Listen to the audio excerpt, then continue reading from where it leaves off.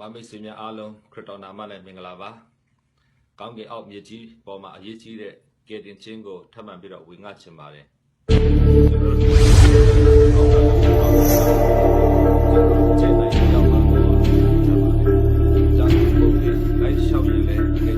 When was a Roman Catholic Church made? In order to understand its birth, first we need to follow the process on how the early church in Rome, which had been persecuted, obtained recognition from the Roman Empire.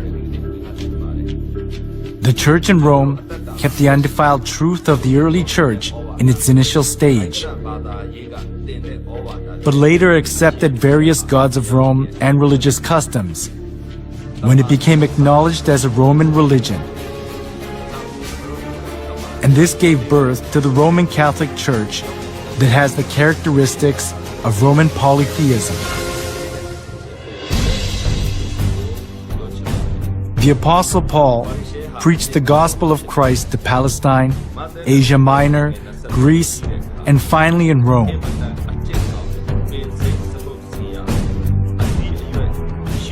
The church in Rome was not welcomed in its initial stage. It was because of the monotheism of Christianity, and the polytheism of Rome conflicted with each other.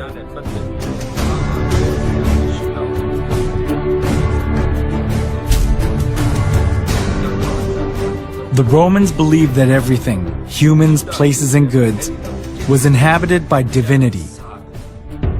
As they accepted folk beliefs of the people they conquered, far more various gods and religions prospered in Rome.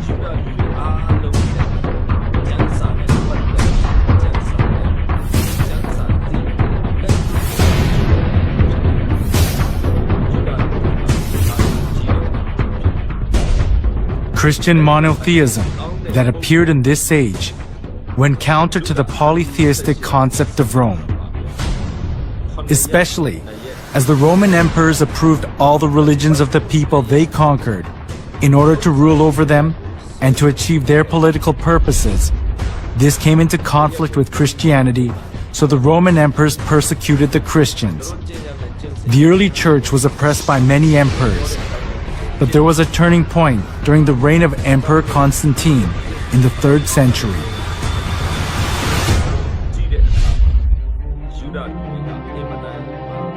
In 313, Emperor Constantine proclaimed the Edict of Milan.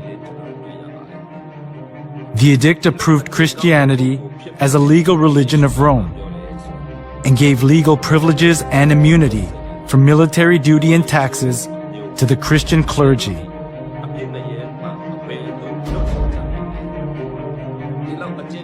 There was the political goal of Constantine underlying such kinds of preferential treatment.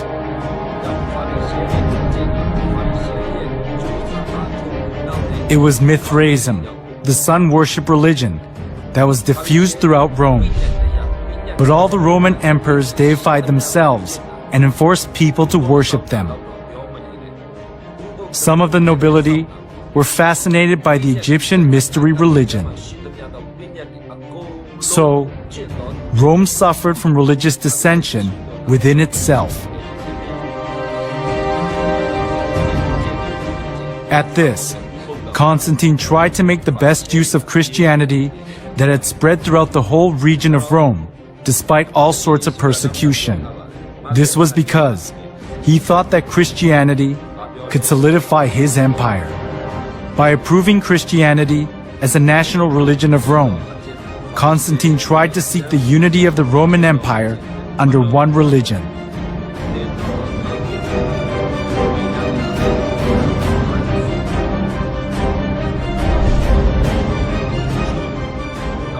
Thanks to Constantine's pro-Christian policies, many believers of the polytheistic religions of Rome streamed into the Christian church.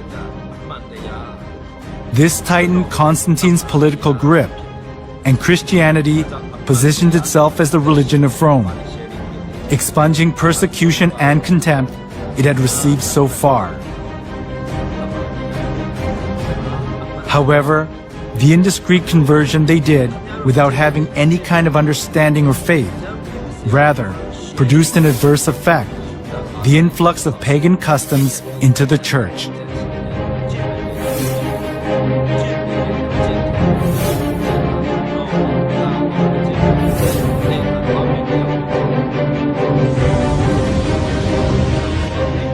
Those who were tainted with polytheism of Rome looked as if they had converted, but in actuality it wasn't easy for them to get rid of the religious rites and institutions of worshipping the sun, the moon, and the stars, and various gods and goddesses, which they had worshipped since their forefathers.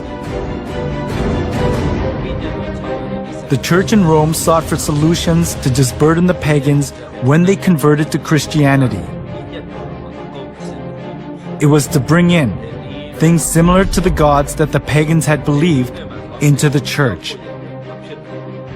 They thought they would increase the number of pagan converts by doing that.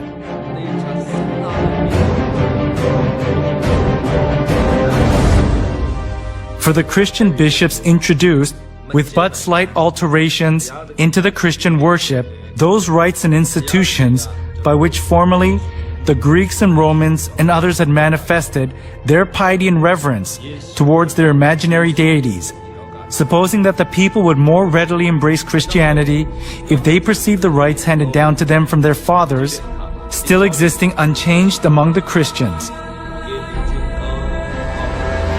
The church in Rome that had been persecuted and despised wanted to put their roots down in Rome as an approved religion, even if they had to be mixed up with Roman polytheism. It was because they wanted to keep their faith in comfort, being freed from the extreme pain of persecution.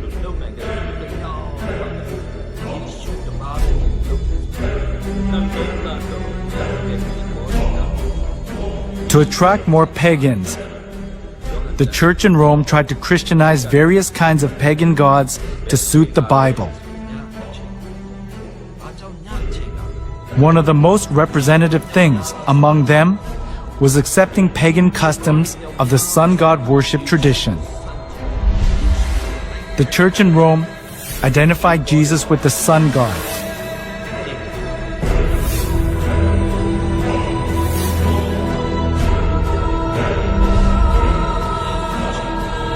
Inside of the church was decorated with various kinds of sun images, and the idea to worship the sun was established as if it were the truth of the church.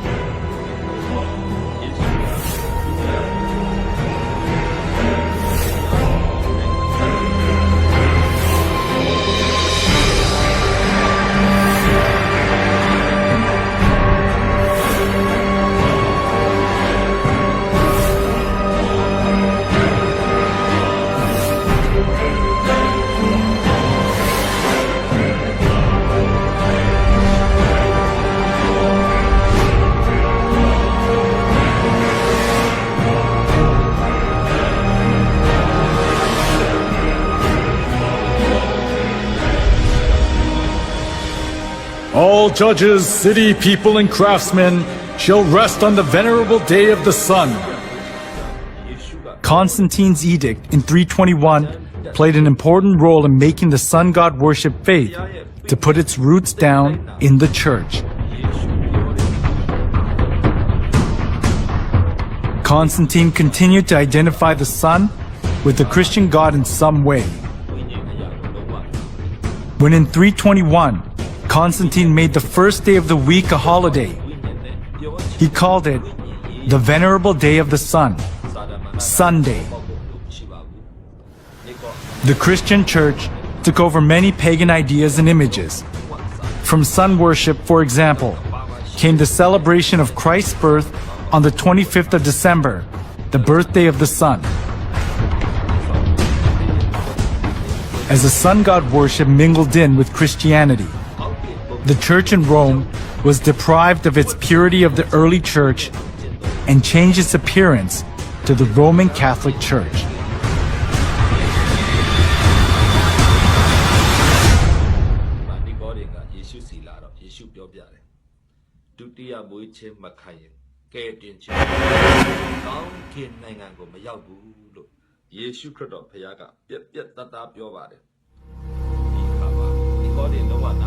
Before the 3rd century, the church in Rome was one of many churches that were scattered all over the Roman Empire. The reason the church in Rome later became the head of all the churches of the world and dominated the Middle Ages was because it joined hands with Emperor Constantine. As a result of Constantine's pro-Christian policies, many people who believed pagan gods converted to Christianity. This consolidated Constantine's political position, and there was no need for the church in Rome to refuse the converts because it was a good opportunity to secure its religious position.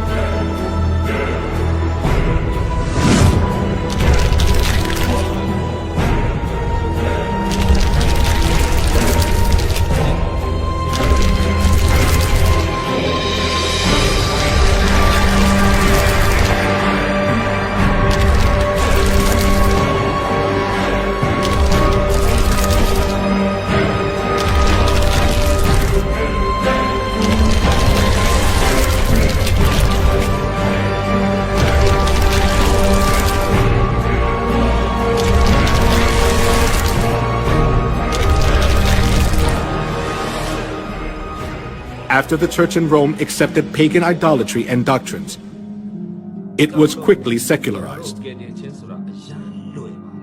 During the Middle Ages, it was even hard to tell the difference between the church and the secular world. The Catholic Pope enthroned kings, and kings protected the Catholic Church. Opposing the Catholic Church itself was rebelling against one's own country.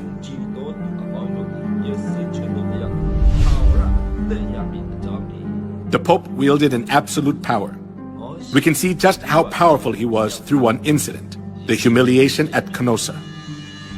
That happened during the time of Pope Gregory VII. Pope Gregory VII claimed that the Pope could not be judged by anyone on earth, and he could dethrone emperors and kings, and excommunicated Henry IV, the Emperor of the Holy Roman Empire, in the course of the investiture controversy. As Henry IV was faced with the crisis of being dethroned, he went to the Pope who was in Canossa.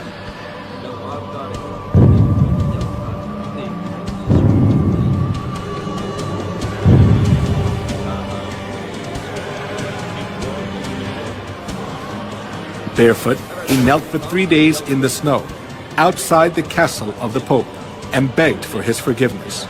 This is what is called the humiliation at Canossa incident. The Pope had so much authority that there was no one who was able to hold back the Church from abusing its power anywhere in Europe.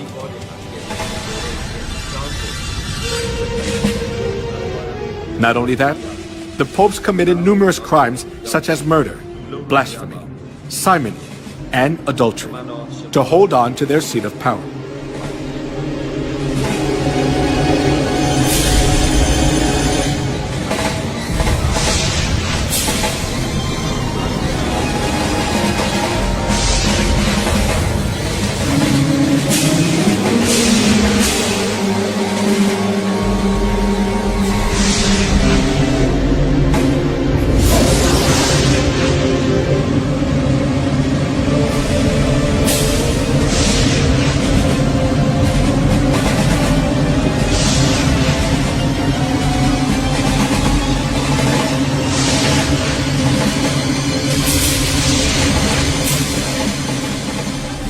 We cannot even fathom the evil deeds of the corrupt popes.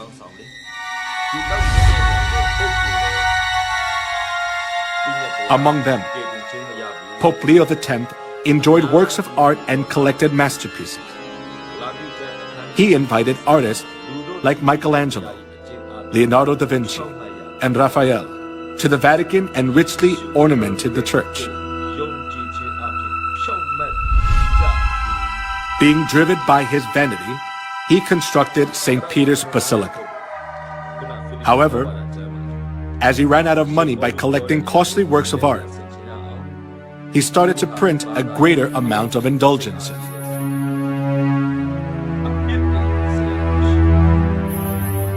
An indulgence is a certificate giving the forgiveness of sins.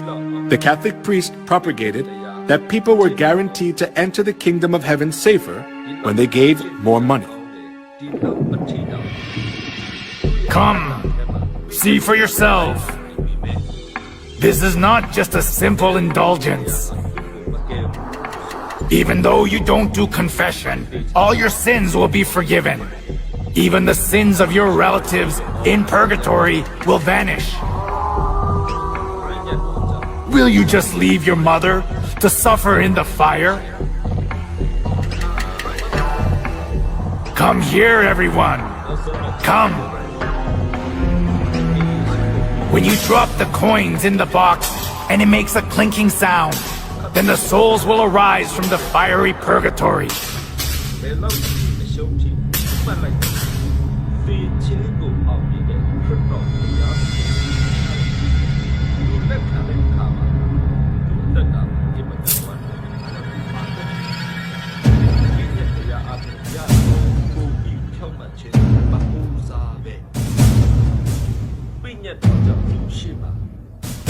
The sale of indulgence was one of the biggest businesses of the Catholic Church.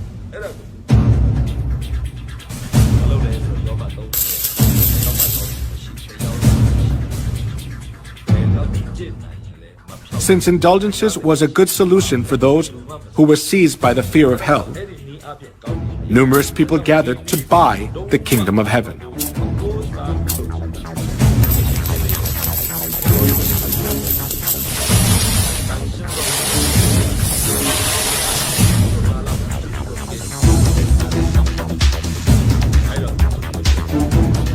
Giotto, the representative artist during medieval Europe, clearly shows the evils of indulgence in his work.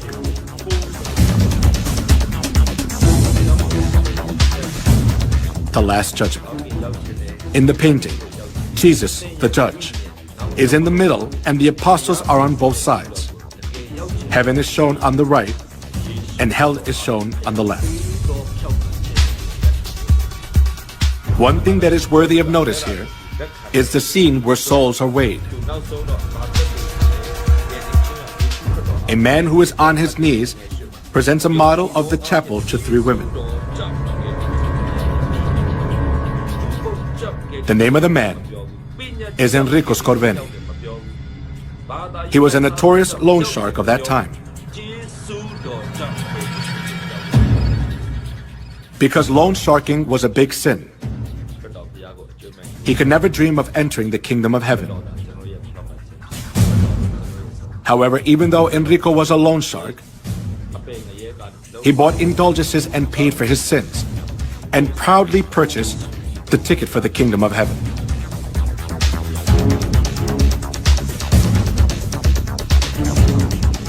The Bible teaches that only God can forgive sins.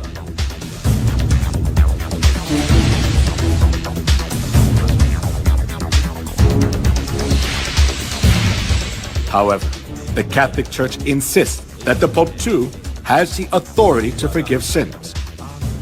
This kind of false teaching enabled them to commit fraud, the sale of indulgences.